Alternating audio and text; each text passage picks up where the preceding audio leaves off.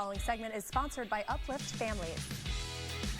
One caring adult can make all the difference to a child. Christian Moore with Uplift Families is here to share how we can motivate and encourage kids who are struggling. Welcome, Christian. Thanks for joining us today. It's great to be here with you, Sarah. I'm thrilled because I think we're talking about something that's so important, which is uplifting children and really being a good inspiration to them. And you have deemed yourself the resilience expert. You've spoken about this many times all over. We were chatting just a few minutes ago. I want to talk about resilience and how important it is to children. And how did you first become important in it?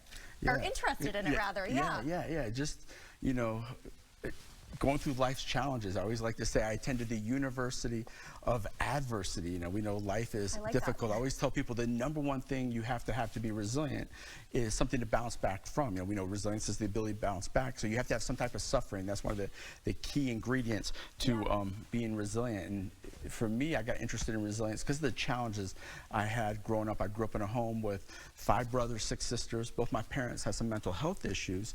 And one of my best friend's moms, who I endearingly call Mama Jackson, an African-American lady, you know, took over and helped raise me. That one person, you know, made a huge difference in my life. And, you know, because of what she did for me, you know, I've been able to reach, you know, many kids across this country in the work I do.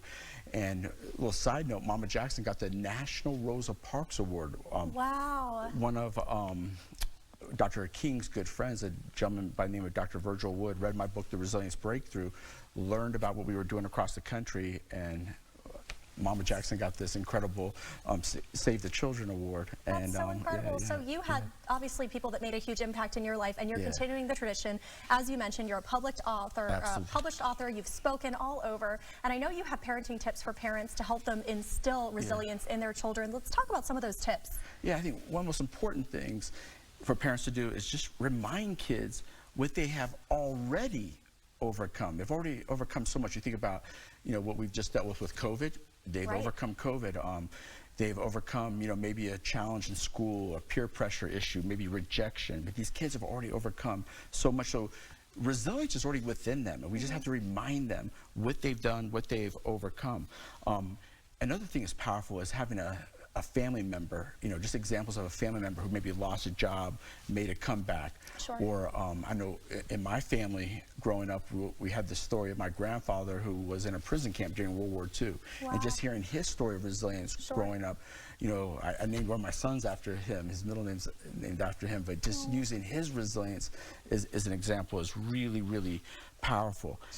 And I think it's another thing that really helps a child be resilient is we should really praise and celebrate effort over outcome. You know, if we're sitting down with a child and they're showing us something incredible they've done, or a painting or something they drew, it's more important to focus on the effort they put into it. Like, you know, if they draw a picture of a tree, and I really like those leaves on that tree, versus, you know, this is just a nice picture. It's celebrating that effort effect. That effort is so important. Okay, really quick, and then you have a last one, and then we're going to talk about a special that's upcoming. So, so number 4, what is that tip you had? Yeah, the next one I think is really important is a child learns that nothing's wrong with them if they have negative emotions. You know, we have 40 to 60,000 different emotions every day. Some are positive, some are negative.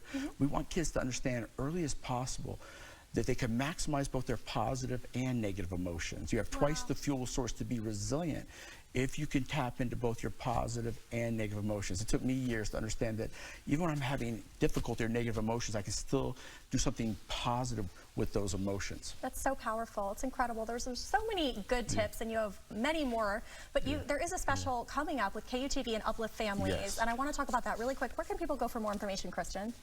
So, you know, go to, I think it's upliftfamilies.org. You can access that there. And if you want more information on how to teach resilience in the home, if you go to whytry.org, we have a parenting guide for parents.